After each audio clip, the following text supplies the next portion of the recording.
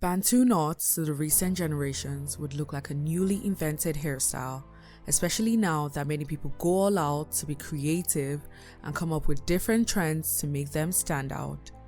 In the world today, there are numerous hairstyles that ladies and some men alike wear to look beautiful, most of which, aside wigs, are styles that originated in or are related to the African continent.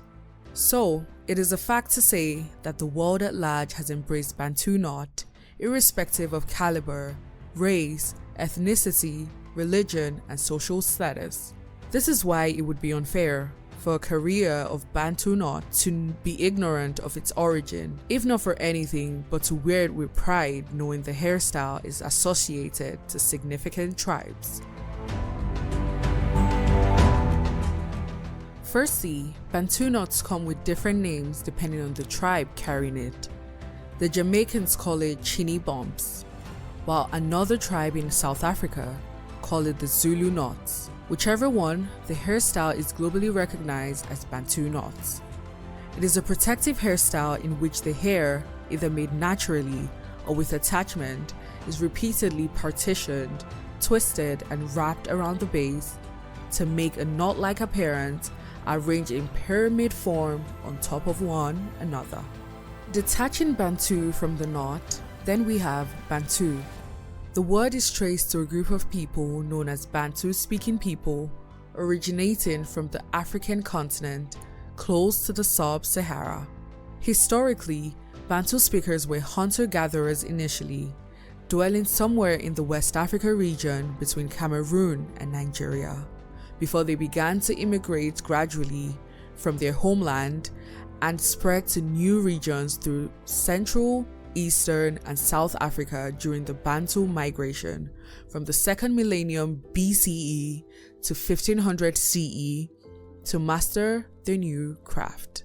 Presently, Bantu people can be found in several parts of Africa, forming a large tribe with millions of inhabitants such as Shona of Zimbabwe, Zulu of South Africa, the Luba of the Democratic Republic of Congo, Sukuma of Tanzania, and Kikuyu of Kenya, and many more, of which they speak over 500 distinct dialects of the same language.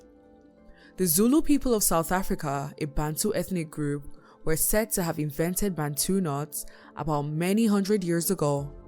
As part of Zulu people's culture, their women and men back in history would wear top knots similar to the Bantu knots known today to indicate their marital status.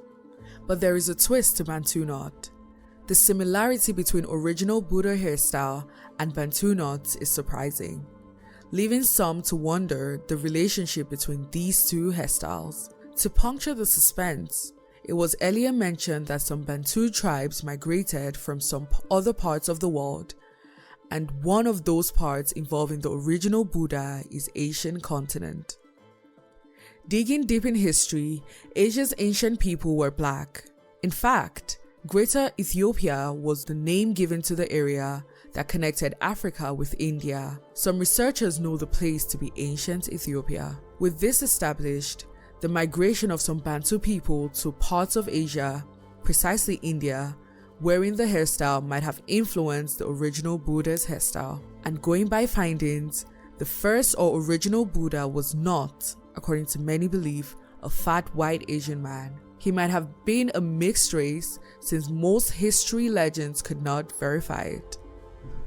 Although the Buddha, known as Siddhartha Gautama, was popularly known as the founding father of Buddhism, a religion which started in India, Gautama was born far back in the 5th century BC, either as a prince or a son into a wealthy business family. History has it that Gautama, whether a prince or not, gave up his life of affluence to seek enlightenment after witnessing the sufferings of regular people.